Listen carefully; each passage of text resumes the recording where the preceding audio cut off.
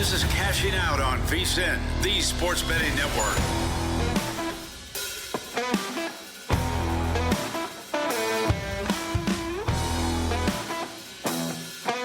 Oh, baby, let's have some fun. It's time for Cashing Out with Joe Ceraulo. It is the last edition of the big show before the NFL draft. We're going to have some best bets for the draft from yours truly, some great guests as well, going to give their favorite draft day plays. We'll find out who our guests are betting on, who showed up at Shedeur Sanders' birthday party, and more. It's going to be a fun one. I can't wait. How about the guest lineup that our sensational producer, Jared Moore, assembled for this one? It's Wednesday. You know what that means. We got the regulars on deck. Wes Reynolds. We're bumping Wes up to hour one. We're going to do Wes's winners in just about 15 minutes here because my man's got a flight to catch and still makes time to join us here on Cashing Out. Can't wait to get Wes's winners coming up next. Tanner Kern, our friend from DraftKings Sportsbook, going to join us in hour two alongside Josh Fisher, creator of Stripe Sports. Catch him on ESPN Austin Weekly. Catch him right here every Wednesday on Cashing Out with Joe Ceraulo. So it's a locked and loaded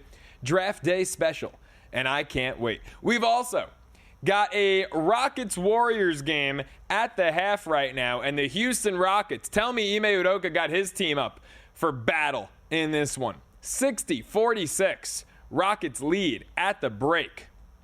What a game it's been for Houston.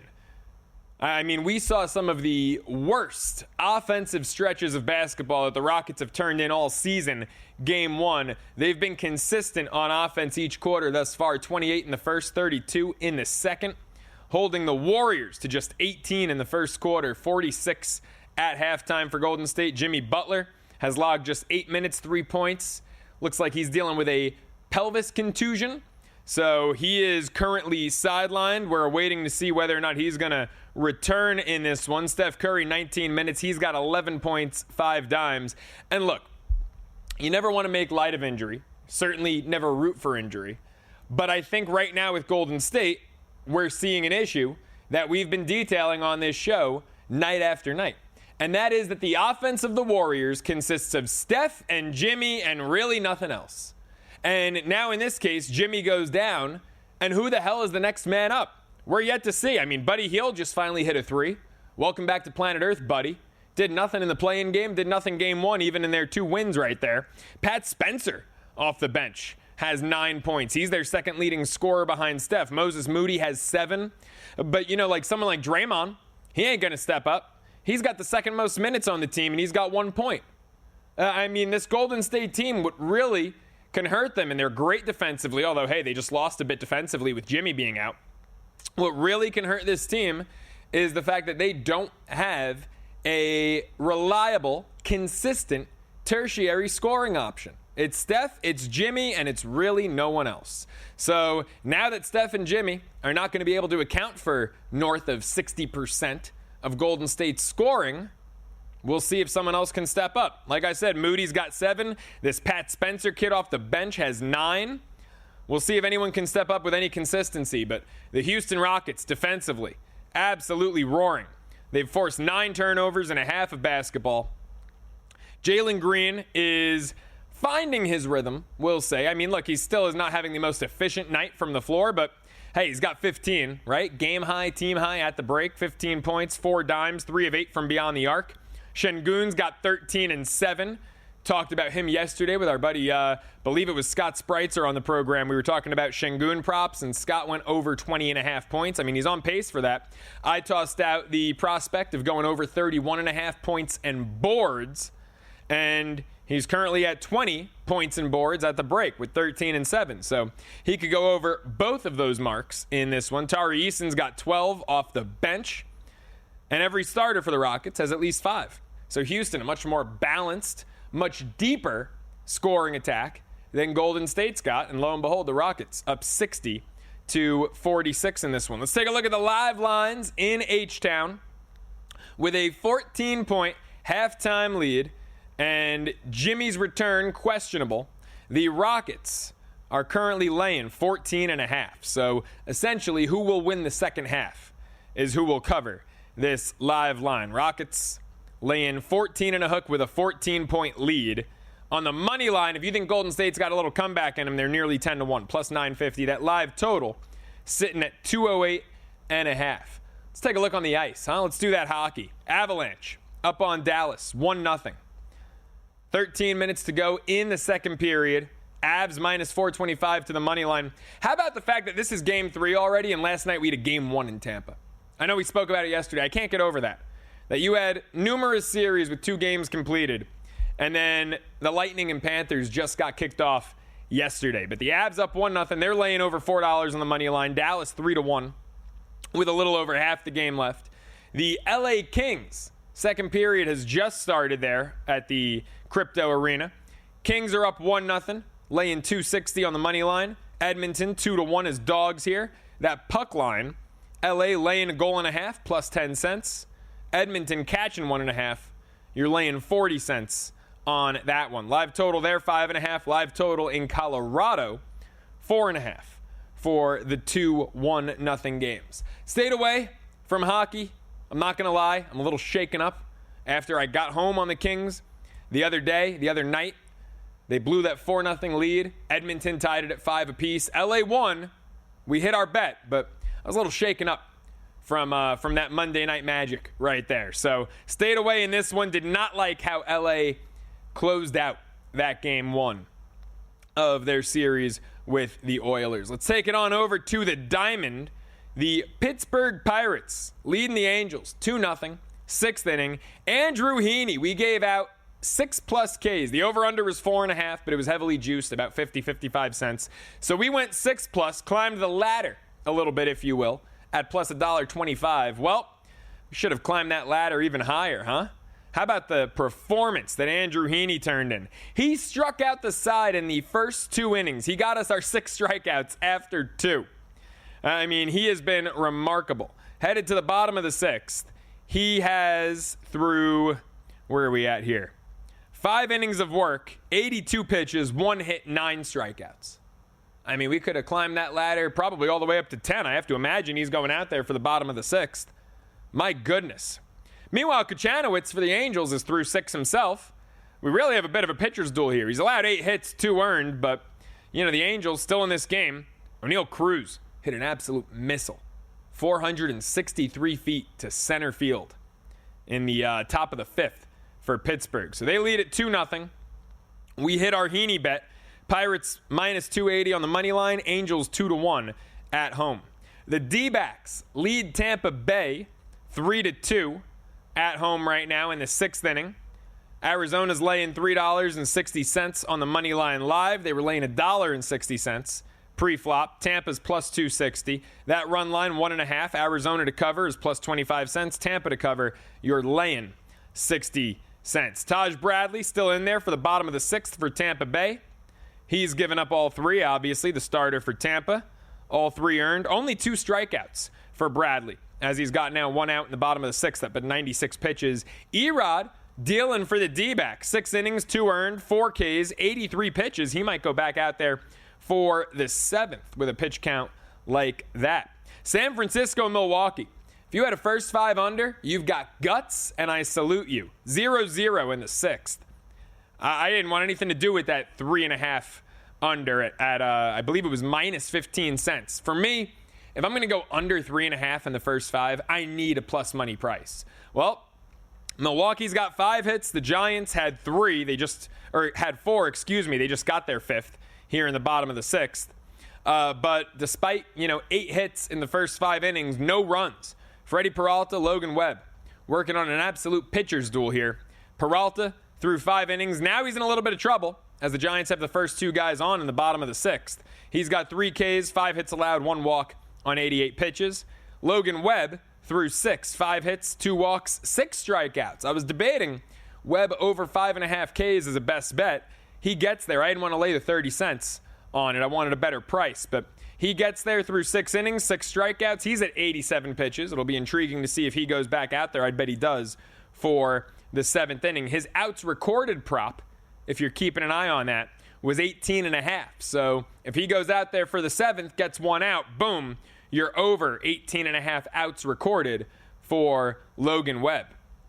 Freddie Peralta's number, I believe, was 17.5. he is yet to throw 6 innings this year. Peralta, dominant stuff, but throws a lot of balls, gets in a lot of deep counts, a lot of walks, does not go all that deep into games. Hey, how about the Athletics, huh? 5-0 over Texas. It's only the bottom of the third up there in Sacktown, but we talked about that once. Our buddy Scott Spreitzer gave it out as a best bet yesterday. It was a pick'em. A's money line. They jumped out with a 4 spot in the first, tacked on 1 in the second, thanks to a Jacob Wilson walk.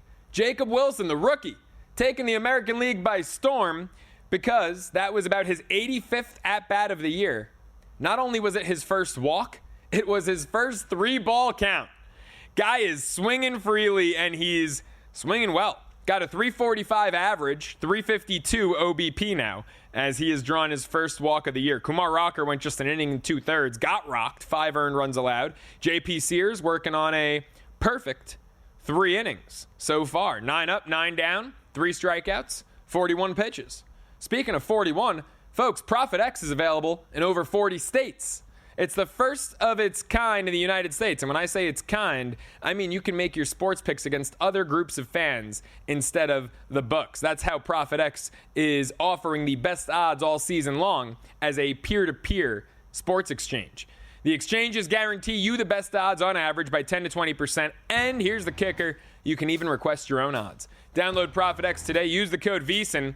You'll earn up to $200 in profit cash over your first month. Who doesn't like free cash? Profit X. I cannot wait to get back to California this weekend and finally try it out myself. Up next, Wes's winners. The guy's got a flight to catch, but he's giving out plays here on Cashing Out with Joe Ceraulo. Don't go anywhere.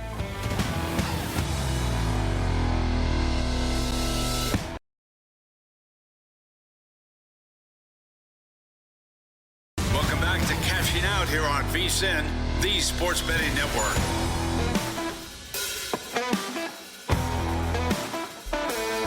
Cashing Out continues here on VSiN with me, Joe Ceraulo, taking you through the late hours of your Wednesday night right on into draft day. And I'm excited to welcome in our next guest into the program. Joining us now on the Progressive Guest Line, he's one of the co-hosts of Long Shots, our terrific golf podcast right here at VSiN. VSiN senior handicapper Wes Reynolds joining the show now. Wes, how are you, my friend? It's great to have you on. Oh, good to be with you, my man. And look, I'm looking at your picks here. I know you got a lot on the golf this weekend, some great NBA and NHL stuff as well. But I got to start here, Wes, because we are approaching the draft. Do you have a favorite draft bet in pocket? Anything that stood out to you this year? I got to tell you, Joe, I have 0 draft bets in pocket. I just have not betted. I follow it a little bit, but I just haven't done much with it. And part of it is that not a lot is offered, I think, really across the board in terms of the menu and just, looking at this. There is one that I was going to follow. Actually, a friend of mine actually texted this to me. It was for the receiver to go first. The kid out of Texas, I believe his name is Golden. Yep, Matthew Golden. Yeah, that was a little over $2. So I may follow along on that, but I don't really do a lot of draft. I know there's a lot of people at the network that do, but not something that, I've kind of like broke even on it. So I feel like it was kind of a little bit of a waste for me, but some people do very well at it. Wes, I'll be honest, man, I'm right there with you. Wednesday morning, I finally, decided to fire away on a couple. Some of them are sprinkles, like quarter unit, half unit, long shot type plays. But to me, it's not one of those events that I'm like, oh, I've got to get action on. Because you could have one trade in the top 10 completely rearrange the entire order of things. And then boom, something that looked great, maybe some exact bets or whatnot, just all go up in flames early. So I'm right there with you. Let's get to the NBA playoffs, though. Are you surprised after games 1 and 2 in Denver were right around pick'em status with the two teams flip-flopping as favorites? Are you surprised the Clippers are laying as big a number as 5.5? And what's your play on that game? Yeah, I'm not actually, because they did get some support for the series. I bet them for the series at about even money. Didn't get the best number, but still got even. And I think the Clippers have been the better team for the better part of the 2 games in the series. Denver maybe has been better for like 1 quarter, I think, of the 8 quarters. And then it's been either even or leaning to the Clippers. Now, I think that this number, because it looks so high, is going to drop a little bit tomorrow. So maybe don't have to rush to lay it with the Clippers, but I think that they're the better team in this series. Now, there's a couple guys off that bench they got to hide a little bit, like Bogdanovic. He's had a really rough series, and Simmons guarding Jokic. You don't need to do that, but I think the Clippers, look, if you're getting what you got out of Kawhi in game number 2, then the Clippers are going to win this series and maybe not even have to go 7. I just think that their defense is better than Denver's. I don't know how reliable Joker's supporting cast. Very good bounce back in game number 2. But can you get this consistency other than Murray every single game? And I think that's the problem that Denver's running into. Yeah, that was absolutely vintage Kawhi game 2 there. Look, I had the Clippers game 1 and game 2. I've got them like you on the series. I'm not running to bet laying 5.5, but to your point, if that number comes down, I can certainly be convinced because I do think LA is going to win this series. And you look at how they performed at home, 30-11. Straight up at home, the 4th best home record in the NBA this regular season. How about my Knicks, Wes? Let's go there because I think you and I are on the same page here. There is a superstar on this team who had a terrible game 2, and I think he might be the guy to target game 3. What do you like out of Cat? Yeah, I think Karl Towns over points here. He only had 10 in 33 minutes, but a lot of that was foul trouble. I think he actually played the least amount of minutes out of any starter, but so I do like Cat over 21.5 points, but I kind of like the Pistons here in game number 3. It's the first playoff game they've had in a long while up there in Detroit. I think the game 2 was the first playoff win that they had since like 2007. And this Knicks team, one of the concerns about the Knicks, of course, and we've seen this with Tom Thibodeau over the years, not only in New York, but in Chicago, very good coach, but he rides these starters hard. You look at the minutes, Brunson 43, Anunoby 42, Hart 40, Bridges 38, Towns 33. They've got a really good starting lineup, but I worry about that depth, Joe. Like McBride has not really played that well this series. Payne and Shamet aren't getting very many minutes, and I think Detroit, if they might get down because they might get excited. First playoff game. This is a young team, but this is a team that's tough, and I don't think that they've been overwhelmed by the moment. I was very impressed by what I saw in game 2, especially the bounce back from Cade Cunningham and company. So I'm surprised that the Knicks are actually 1.5 point favorites based on what I see the series price, which has been very much discounted after game number 2. So I was a little bit surprised that the Knicks came 1.5, and you might even see 2 tomorrow. So maybe wait on it and take the Pistons. Yeah, I think you and I saw this pretty similarly coming into the series, Wes. Detroit, as someone who is a Knicks fan and who said the Knicks would win the series, but I liked the total over 5.5 games. I did not think it would be easy. And I believe, correct me if I'm wrong, did you take the Pistons at about 3-1? I took it small, but I played bigger on the series spread. I played 1.5 games. So that's basically saying it's going to go 7. And I think it very well could. Yep. Detroit, They have not been scared of the moment. They kind of struggled in game 1, but I think that they're there and they're physical and they're tough and they're not afraid of these guys.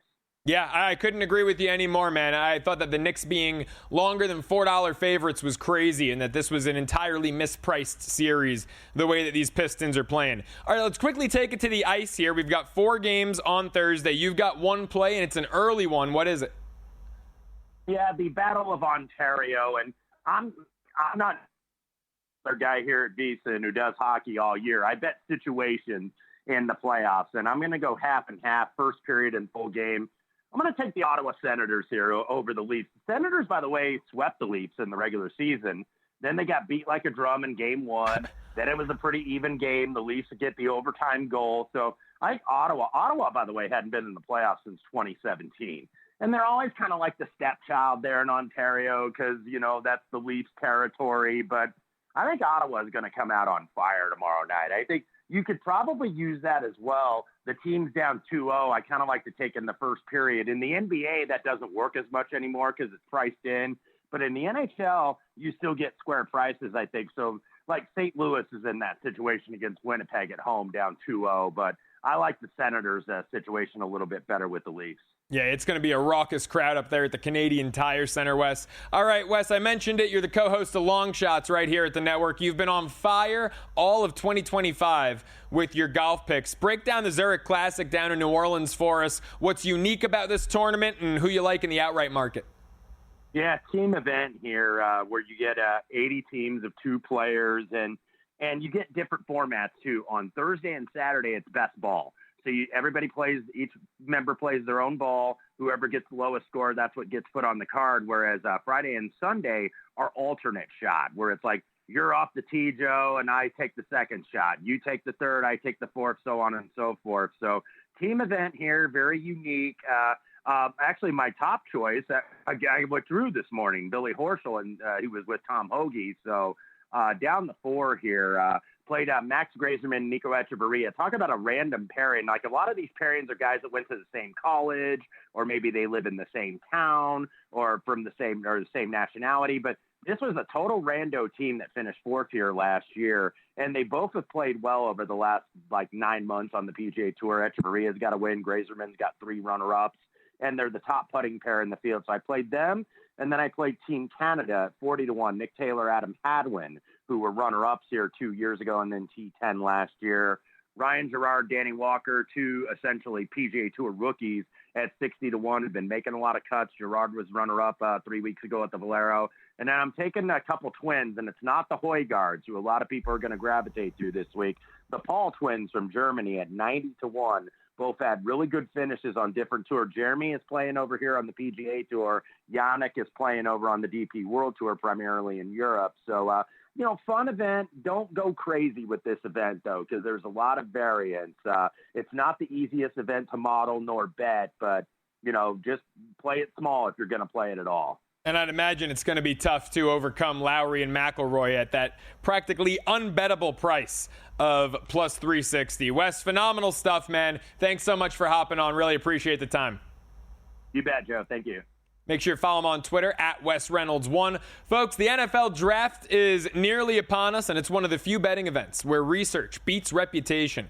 Good news is VSiN Pro can help you cash in. Right now, get VSiN Pro access through August 1st for just $59. It's a full summer of sharp betting insights at half the regular price. With VSiN Pro, you'll get daily best bets, real-time splits from DraftKings and Circa, 24/7 video access on the VSiN Watch app, and more from the draft to the Derby and beyond. Every sport, every edge, one fantastically unbeatable price. Sign up now, VSiN.com/subscribe. That's VSIN.com/subscribe.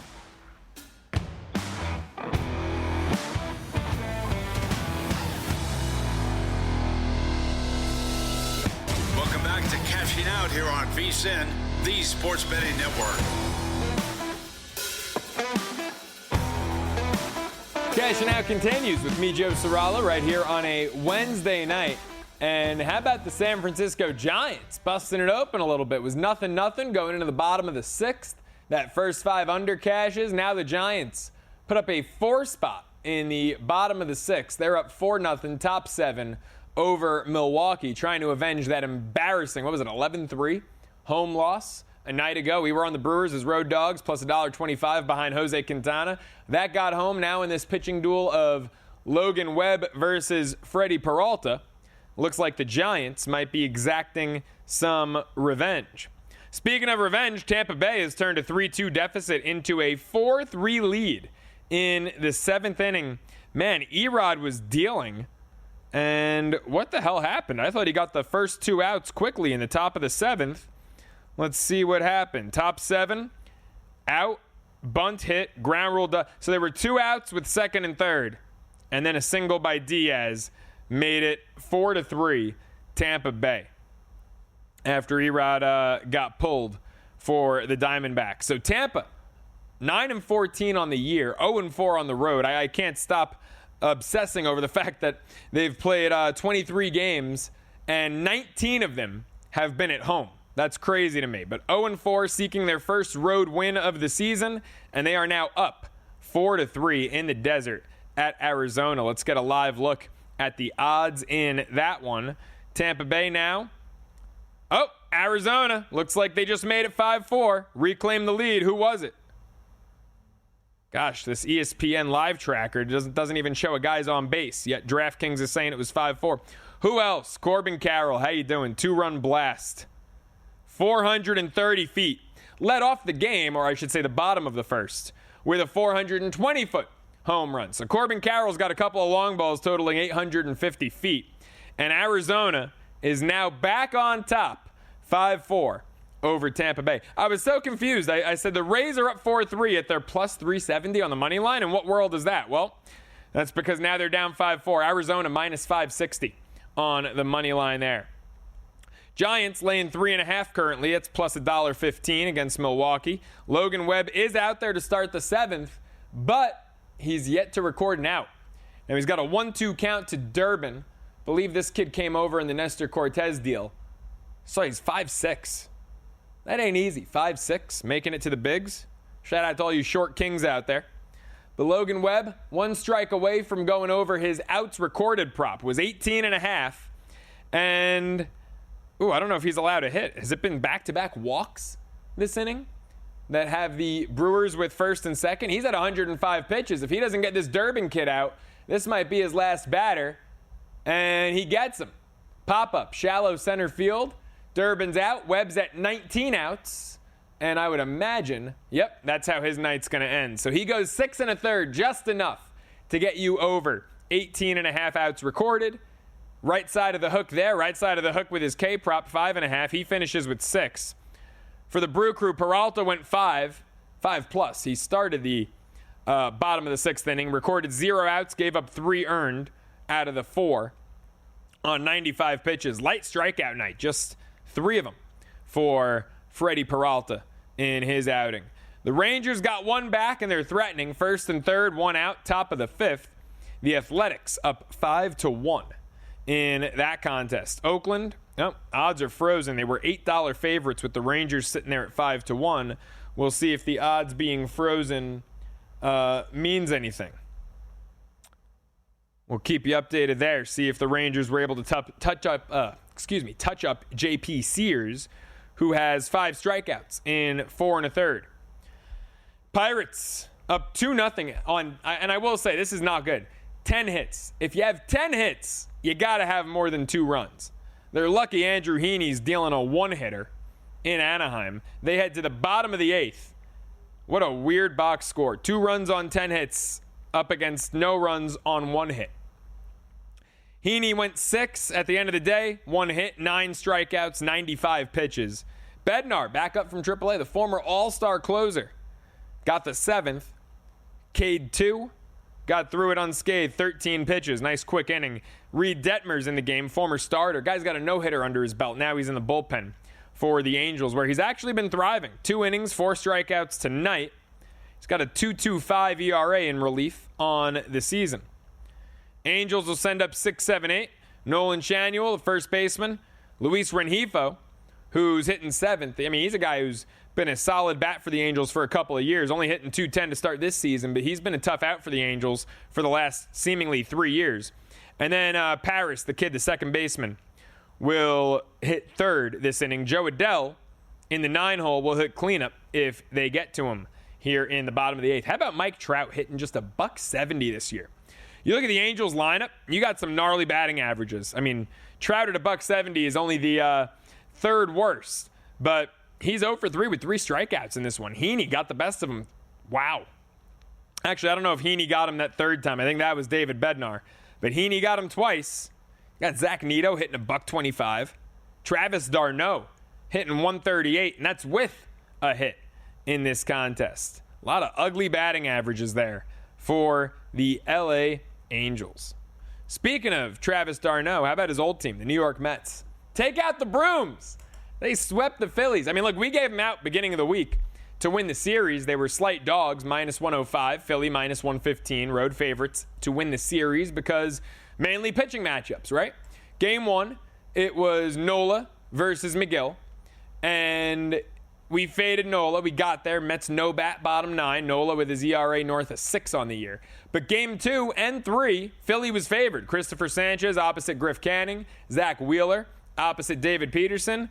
And this was the only game where the Mets did indeed bat in the bottom of the 9th. Took extras. 10 innings. 2-2 after 9.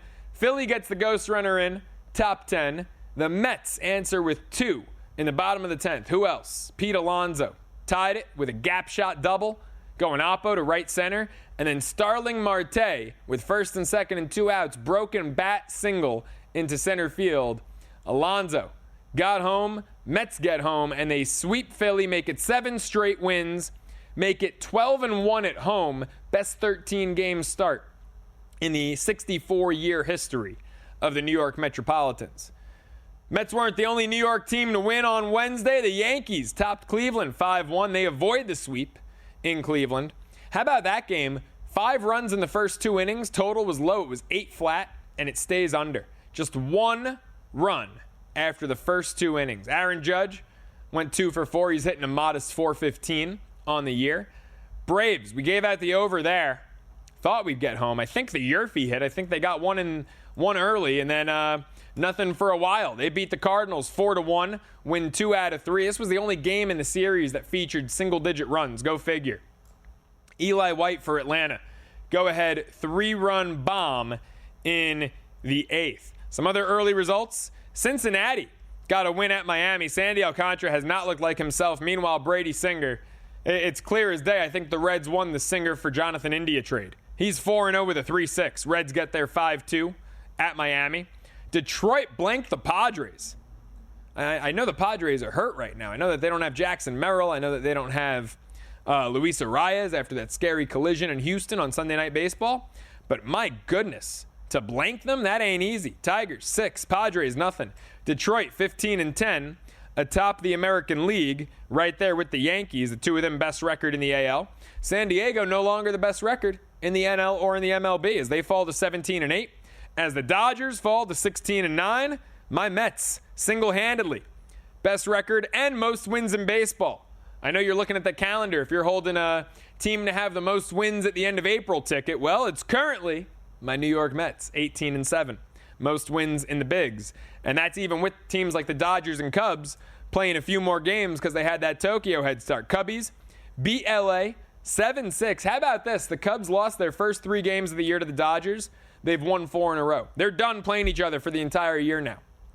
On April the 23rd, those 2 teams have played each other for the entirety of their season series. The Cubs started 0-3. They finished 4-3 against the Dodgers as LA drops to 6-7, on the road. Technically, because those Tokyo games were road games, Dodgers just 4-7 in true road games. How about a true road win for the Seattle Mariners? 8-5 over the Red Sox. Emerson Hancock lowers his ERA from 12 to 7.7. Sean Newcomb drops to 0-3 for the Sox as the Mariners offense has woken up. Boston falls to 14-12. The M's 13-11 on the season.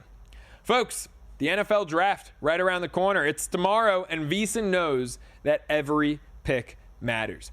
Tune in for 2 special live shows breaking down every pick from a wagering perspective. VSiN Primetime Draft Edition, starting at 7 p.m. Eastern, followed by yours truly, Cashing Out, the Draft Spectacular at 11 p.m. Eastern. Plus, explore our NFL Draft Hub on the VSiN Watch app, featuring exclusive analysis, team needs, and insights. Or visit VSiN.com/draft for full coverage. We'll get back to this Rockets-Warriors game up next, and maybe we start diving into a few of my NFL Draft best bets. It's Cashing Out with Joe Ceraulo.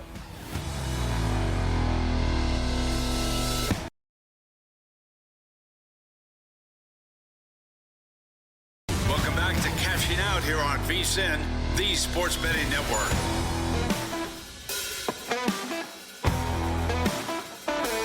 If you had Tampa Bay live when we brought up that they had just coughed up the lead thanks to Corbin Carroll's second home run of the night, if you took him live in that spot, plus 370, you're in a good position right now. They've tied it at 5, top of the 8th, and they have the bases loaded with no outs. So Tampa Bay not giving up after coughing up their lead in the 7th. They are threatening again against Ryan Thompson, who has had a really tough start to the season out of that D-backs pen. Well, actually, no, I'm sorry, I was wrong. He's got a 3.1 ERA. I'm thinking of, all right, no, I am thinking of the right guy. His ERA was 7 not too long ago, so it's come down as they tend to do early in the season with a few straight scoreless outings. Is there another starter on Arizona? A guy who's... Oh, that's Ryan Thompson. I'm thinking of Ryan Nelson. Excuse me. So I'm not crazy. And they do have similar names. Ryan Nelson has an ERA of 8.5. That's who I was thinking of. Ryan Thompson has had a decent season. Decent month of April after a really slow start, but not decent in this one. He has allowed 3 straight singles. Hasn't recorded an out. He's allowed 1 run, 3 hits. Tampa tied it at 5. They've got to be favorites now. They are currently minus 190 on the money line. Arizona plus $1.45. Pittsburgh, they're in the 9th with the Angels. Top 9, they've got a guy on, no outs. Carl Edwards Jr., former National, on the bump for the Angels as the Pirates look to get home with the win. J.P. Sears got out of trouble in the 5th when the Rangers were threatening with guys on the corners and 1 out. Got out of that. Now it's the top of the 6th, and the Rangers have a man on first and no outs. Still 5-1 Athletics. Giants threatening again. That kid, what was his name? Craig Yoho, back on the bump for Milwaukee.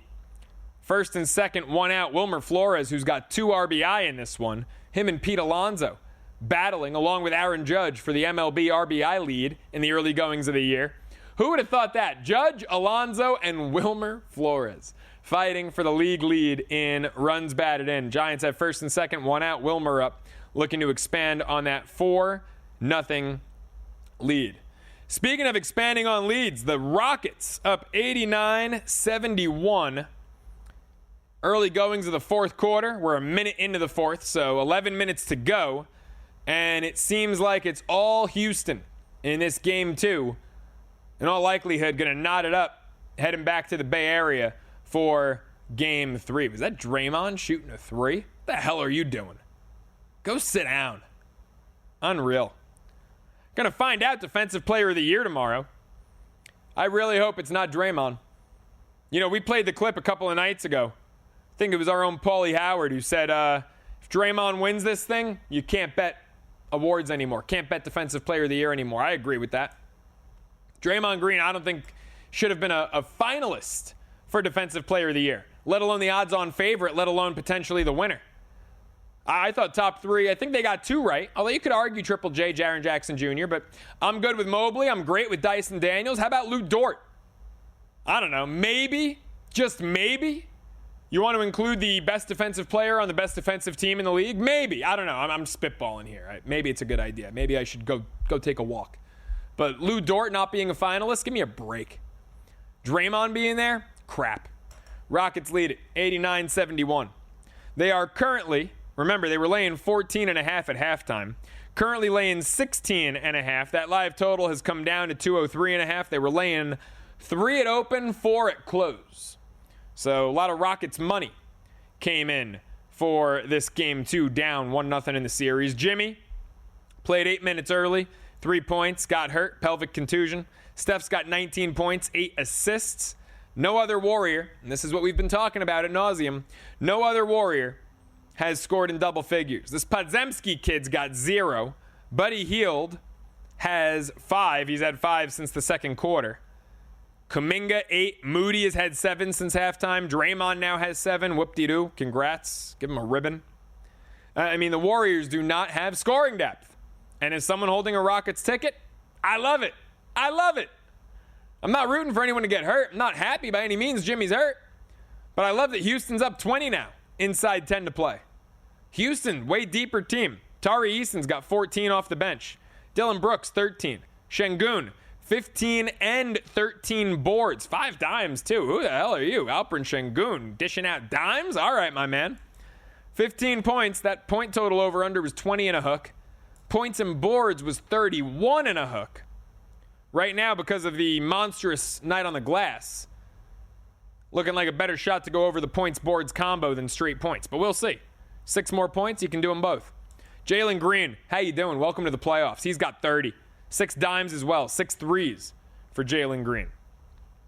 Far cry from his terrible Game 1 performance, huh? He was awful Game 1. Him and Van Fleet did nothing. Van Fleet hasn't done much in this one. 7 points, 6 boards. But Jalen Green waking up with a 30-piece extra sauce. How do you like that? Big night from the kid. This Rockets team is young, you know? These guys looked rattled. They looked like they weren't ready for the playoffs. Game 1 against the seasoned team. It's got numerous rings among their best players. But now the Rockets were ready game 2. Up 20. I love it. Give me some defense like this between the Rockets and the Warriors. Go back to the Bay Area. Take a game there. Come back home at least tied 2-2. And I think the Rockets will be in good shape hosting 2 of the last 3. And I know some people disagree with me. Some people might say advantage Golden State if they're tied at 2 wins apiece and all of a sudden it becomes a short 3-game series. That's fine. I think this Rockets team, I think game 1 was as bad as it's going to get. And oh, by the way, they outscored Golden State by like 13 in the final 18 minutes of the game. I said it before, I'll say it again. It was just really an awful second quarter and an awful start to the third quarter. And then Houston got in a bit of a rhythm. Took some time, but overall, Rockets had a very good second half in game 1. And the way that they play defense, you got Jalen Green scoring like this. You got other guys waking up finally who didn't do anything. The only guy really who showed a pulse offensively in game 1 was Şengün. No one else. Now you're getting a team effort. Tari Eason coming in off the bench. Game 3, it'll be Jabari Smith. They're deeper offensively than the Golden State Warriors. I mean, look, you can't fault Golden State for Jimmy getting hurt, but you can fault them for building a team that relied so heavily on Steph and Jimmy to do the bulk of their scoring, right? 59% or more of the team's points in the play-in against Memphis and game 1 against Houston. It was 59% against Houston. It was higher than that. It was 75 points against the Grizzlies. Can't rely on that. That's not sustainable. Because now Jimmy's out. Steph is the focal point for Houston to zone in on defensively. And all of a sudden, your tertiary options, right? Podziemski, 0. Goose egg. Hield, 5. Kuminga, Moody, Green, a combined 22. Not going to cut it for Golden State. I'm loving this Rockets team. Harassing them. Going to be the only home team to cover, it looks like. Every home team won the earlier games. Boston got there over the Magic by 9. That was a weird game. It was one of those games where it was never really in doubt, but they weren't able to cover. The Magic hung around, and, you know, we talked about a different angle for this game going first quarter. That didn't get home. It was 3.5. They won the first quarter by 2. Peyton Pritchard missed a buzzer beater that would have covered that number. I did, though. I was up late at night, and as I always am after the show, and I was firing away on some NFL draft bets, which we're going to get to here shortly. And I did take an alternate approach to betting the first quarter. Instead of just laying the 3.5, which I did because we gave it out on the show, and if I give it out on the show, I'm betting it. I decided to give myself a bit of an albatross, some plus money options here. So I go Celtics to win the first quarter by 1-3. I go half unit there, plus 480. I go Celtics to win the first quarter by 4-6, half unit, plus 480. I go Celtics to win by 7-9, half unit, plus 550. So they get there on the 1-3, half unit. It's, you know, plus 480. Ends up being quite profitable. Even with the loss on the first quarter spread, and obviously the other 2 losses at the big plus money prices. So we got home, actually made a little money on that Celtics first quarter. Would have been nice if Pritchard hit that buzzer beater so that the play I gave out on the show would have hit, and we could have doubled down on our winnings. But wasn't to be. They never really seemed like they were in doubt that game, you know. They were only up 3 at the half, separated themselves in the third quarter. It never felt like they were going to lose. Jaylen Brown finishes with 36 in Tatum's absence. 36, 10 boards, by the way, for Brown. Derek White, another good game. He had 17. Porzingis had 20. Pritchard off the bench had 14 for the Celtics. How about 3 starters with 10 boards on the nose? Horford, Porzingis, Brown, all 10 boards. For the Magic, Banchero, great game. 32, 9 boards, 7 dimes. Wendell Carter, 16 and 8. Franz Wagner, 25 points. Just wasn't enough. Game goes over, though. Over that 197 and a hook. Lands on 209. More cashing out after the break.